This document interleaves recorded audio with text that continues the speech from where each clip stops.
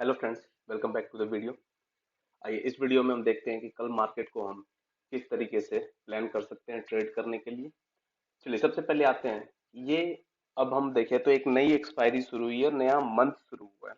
तो हम थोड़ा सा बैंक निफ्टी को पहले बड़े टाइम फ्रेम पे एनालाइज करके और उसके अकॉर्डिंग फिर अपने ट्रेड को हम वीकली और मंथली भी अब प्लान कर सकते हैं। चलिए सबसे पहले मैं एक बड़े टाइम फ्रेम पे वीकली टाइम फ्रेम पे आते हैं। वीकली टाइम फ्रेम पे मार्केट अभी किस पोजीशन में खड़ा है। अब यहाँ अगर हम देखें तो मार्केट कुछ इस तरीके से हमें वीकली ग्राफ पे दिखाई दे रहा है। अब यहाँ अगर हम एक ट्रेंड लाइन बनाते हैं वीकली चार्ट पे, आप अगर देखें यहाँ से एक ट्रेंड लाइन हम इस तरीके से अगर बनाते हैं,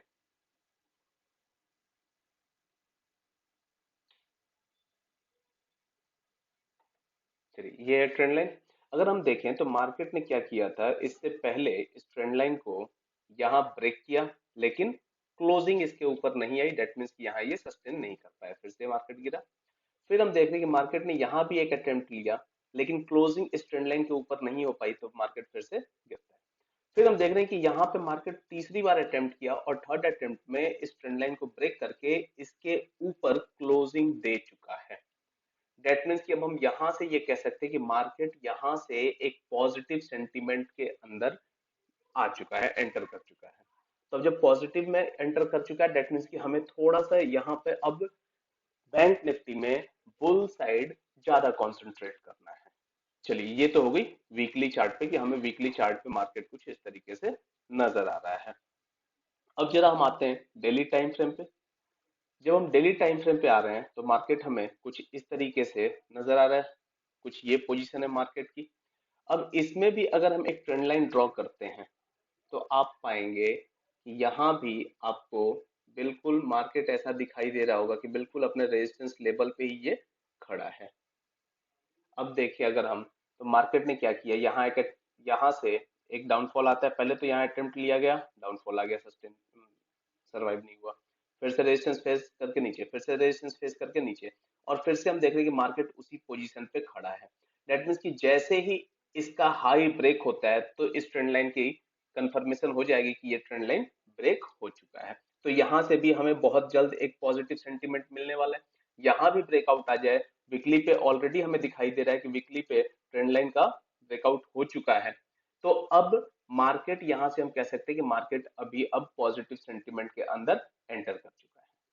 चलिए अब आते हैं जरा आवरली चार्ट पे भी आ जाते हैं कि आवरली चार्ट पे हमें क्या पोजीशन दिखाई दे रहा है। जब भी आप, एक चीज आप ध्यान रखें कि जब भी आप एक नई एक्सपायरी नए मंथ में एंटर करें तो मार्केट को हर टाइम फ्रेम पे थोड़ा सा एनालाइज करके रखें। उससे क्या होगा, उससे आपको ट्रेड में बहुत ही ज्यादा आसानी हो जाएगी। चलिए अब यहाँ हम देखते हैं तो यहाँ मार्केट ने क्या किया है। मार्केट यहाँ से यहाँ एक रैली देता है, उसके बाद एक इस रेंज में कंसोलिडेट कर रहा है। मार्केट दो तरीके से ऊपर जाता है। कैसे? या तो मार्केट यहाँ से ऊपर आया, फिर थोड़ा रिट्रेस करे, फिर मार्केट ऊपर, फिर थोड़ा रिट्रेस, फिर मार्केट ऊपर। ये एक कंडीशन होती है। दूसरी कंडीशन क्या होती है कि मार्केट थोड़ा सा ऊपर आए, उसके बाद एक रेंज में कंसोलिडेट करे, और फिर जब इस रेंज का ब्रेकआउट आए तो फिर मार्केट ऊपर जाता है। तो अब हमें यहाँ क्या कंडीशन दिखाई दे रही है, यहाँ हमें दिखाई दे रहा है कि मार्केट यहाँ से यहाँ तक रैली करता है, इसके बाद इस एक रेंज में कंसोलिडेट हो रहा है। तो दोस्तों, रेंज में कंसोलिडेट हो रहा है, दैट मीन्स कि ये एक पॉजिटिव सिनेरियो यहाँ भी हमें दिखाई दे रहा है कि यहाँ से अगर ब्रेकआउट आता है तो फिर से मार्केट अपने बड़े अप मूव के लिए रेडी हो जाएगा। तो हमें अभी तीनों ही टाइम फ्रेम पे, weekly, daily as well as hourly, तीनों जगह पे, तीनों टाइम फ्रेम में हमें क्या दिखाई दे रहा है कि मार्केट अभी बुल के तरफ फेवरेबल है। मार्केट में किसी भी चीज को आप ग्रांटेड नहीं ले सकते हैं कि नहीं ये तो अब होना ही है। आपने जहां ग्रांटेड लिया, मार्केट वहीं आपको गलत प्रूफ करेगा। आपको ये चीज ध्यान रखना है कि मार्केट बिल्कुल सर्वप्रथम है। मार्केट जो हमें कहे, हमें उसी के अकॉर्डिंग प्लान करना है, उसी के अकॉर्डिंग एग्जीक्यूट करना है। अब आते हैं हम अपने ट्रेडिंग टाइम फ्रेम पे, 10 मिनट चार्ट पे। अब 10 मिनट चार्ट पे हमें बिल्कुल अपने एनालिसिस को सिंपल रखना है। अभी हमने आवरली पे भी क्या देखा था कि ये वो रेंज है जिस रेंज में बैंक निफ्टी कंसोलिडेट हो रहा है। तो जैसे ही इस रेंज का ब्रेकआउट आता है, हमें क्या करना है, हमें सिंपली दो ट्रेंड लाइन या फिर हॉरिजॉन्टल लाइन खींच के रख लेनी है, एक ये और एक ये, सॉरी, और एक ये वाली लाइन। अब ये वाली लाइन क्यों, अभी थोड़ी देर में इसको डिस्कस करेंगे। जैसे ही मार्केट यहाँ से ऊपर ब्रेकआउट करे तो हमें क्या करना है, हमें यहाँ से जैसे ही ब्रेकआउट ऊपर करता है हमें इमीडिएटली एंटर करना है, और पहला टारगेट हमारा ये वाला रहने वाला है, ये वाला जो हाई है, दैट मीन्स की 730 740 के आसपास। तो हम थोड़ा सा सेफ रहने के लिए 710 720 के आसपास हम अपने ट्रेड को एग्जिट कर देंगे। और यहाँ एसएल क्या देंगे, एसएल हम अपने ये वाली जो स्विंग है ठीक इस स्विंग के नीचे दे देंगे। दैट मीन्स यहाँ हमारा 80 90 पॉइंट का या 100 पॉइंट का एसएल बनेगा, और उसके उसमें आपको इजीली 150 200 पॉइंट का आपको टारगेट मिलने वाला है। ये तो इमीडिएट टारगेट हो गया। अब आते हैं कि भाई इस रेंज में हम क्या करें। ये जो दोस्तों रेंज है ना, ये मेरे लिए बिल्कुल नो ट्रेड जोन है। इस रेंज में जब तक मार्केट रहेगा मैं पर्सनली कोई भी ट्रेड नहीं करने वाला हूं और सजेस्ट भी नहीं करूंगा। अब अगर मार्केट का पूरा सेंटीमेंट पॉजिटिव है तो क्या मार्केट नीचे नहीं आ सकता है, डेफिनेटली नीचे आ सकता है दोस्तों। मार्केट का जो चाल होता है वो इसी तरीके से होता है कि ऊपर जाएगा, थोड़ा रिट्रेस, फिर ऊपर, फिर थोड़ा रिट्रेस, फिर ऊपर, फिर थोड़ा रिट्रेस। तो यहाँ से हो सकता है मार्केट थोड़ा नीचे भी आ जाए। तो जब इस पोजीशन को ब्रेक करे तब हम यहाँ पे एंटर करेंगे, और उसके बाद हमारा जो पहला टारगेट होगा, वो पहला टारगेट होने वाला, थोड़ा सा मैं इसको जूम कर लेता हूँ, जूम इन कर लेता हूँ ताकि आपको टारगेट लेने में इजी हो। पहला टारगेट तो आप रखेंगे कि ये वाली जो लो है, ठीक ये वाली लो के आसपास या उससे थोड़ा पहले का ही हम टारगेट रखेंगे पहला। दैट मीन्स की 37,080 के आसपास हम अपना पहला टारगेट, या फिर 100 के आसपास हमारा पहला टारगेट होगा। 37,100 पे हम अपना पहला टारगेट रखेंगे, और दूसरा टारगेट हम रखने वाले होंगे ये वाली जो पॉइंट है 36,900।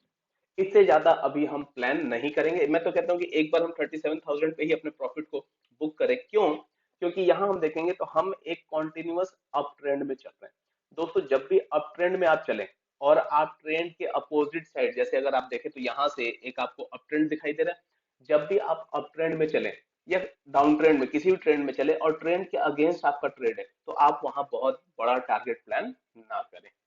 वेयर एज अगर ट्रेंड के साइड ही आपको सिग्नल मिला हुआ है और ट्रेंड के साथ आप जा रहे हैं, तो वहां आप डेफिनेटली अपने टारगेट को लंबा रख सकते हैं। अब इसमें एक चीज और, एक चीज आप क्या कर सकते हैं कि जैसे ही वन डे चार्ट पे आपको ब्रेकआउट दिखाई दे, ये वाला जो अभी हम पॉइंट, सॉरी, एक बार हम यहाँ पे ट्रेंड लाइन बना लेते हैं। जैसे ही इस वाले ट्रेंड लाइन का आपको ब्रेकआउट दिखाई देगा, तो आप यहाँ के बाद अब अपने पोजिशनल ट्रेड भी रख सकते हैं। जैसे ही यहाँ से मार्केट ब्रेकआउट दे दे, इस कैंडल के ऊपर क्लोजिंग दे दे, तो उसके बाद आप अपने पोजीशंस को ओवरनाइट कैरी कर सकते हैं। और ये जो टारगेट है, ये वाला पॉइंट आप अपना टारगेट बना सकते हैं। दैट मीन्स कि इजीली आप 700 पॉइंट की टारगेट अचीव कर सकते हैं जैसे ही यहाँ से निकलता है। 700 से ज्यादा ही मिलेगा आपको, मैं एक रफली कह रहा हूँ कि आप इजीली इस पोजीशन के लिए प्लान कर सकते हैं। तो इस तरीके से आने वाले वीक में और कल, सबसे पहले तो कल छोटे टाइम फ्रेम पे हमने ऑलरेडी देख लिया क्या लेवल होगा जिस पे हम ट्रेड कर सकते हैं, और ये बड़े टाइम फ्रेम पे हम ये जज कर सकते हैं कि आने वाले टाइम में, आने वाले वीक में या मंथ में हम अपने पोजीशन को किस तरीके से बैंक निफ्टी में बना सकते हैं।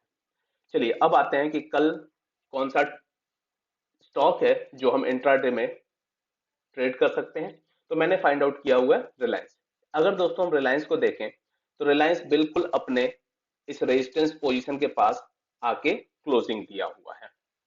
तो हमें क्या करना है कि हमें वेट करना है इस पॉइंट के ऊपर। जैसे ही मार्केट इस पॉइंट के ऊपर निकलता है, जैसे ही रिलायंस इस वाले पॉइंट के ऊपर निकलता है, तो आप यहाँ एंटर करेंगे। एंट्री लेवल क्या होगी, 2510 से 2515 के बीच में हम एंटर करेंगे। और हमारा जो एसएल होगा यहाँ यहाँ अब बहुत बड़ा एसएल देने की जरूरत नहीं है। क्यों, क्योंकि पहले एक बार अटेम्प्ट हो चुका है, सेकंड अटेम्प्ट हो चुका है, ये थर्ड अटेम्प्ट है, तो चांसेस आर हाई कि यहाँ से ये ब्रेक करे और ऊपर निकले। तो आप क्या करेंगे कि आप यहाँ पे मैक्सिमम 2500 थोड़ा सा राउंड फिगर है तो एक दो पॉइंट बफरिंग का दे देंगे। 2498 आप अपना स्टॉप लॉस रखेंगे। और इमीडिएट टारगेट क्या रखने वाले हैं, इमीडिएट टारगेट होगा आपका ये वाला जो हाई है 2540, ये आपका इमीडिएट टारगेट होगा। दैट मीन्स कि यहाँ आपको एक बहुत ही अच्छा रिस्क रिवॉर्ड के साथ आपको ट्रेड मिलने वाला है। इजिली आप 1:3 कैप्चर करेंगे। इसके बाद इसको भी अगर ब्रेकआउट करता है तो फिर से आपको जो नेक्स्ट टारगेट मिलने वाला होगा वो इजिली 2560 का होगा। तो इस तरीके से कल आप रिलायंस को ट्रेड कर सकते हैं। चलिए अब आते हैं, अगर आप हमारे चैनल पर नए हैं तो चैनल को सब्सक्राइब करें, लाइक करें और अपने सभी दोस्तों के साथ शेयर करें। आपकी कोई भी क्वेरी होती है आप कमेंट बॉक्स में ड्रॉप करें, हम उसे डेफिनेटली सॉल्व करेंगे। Okay, thank you.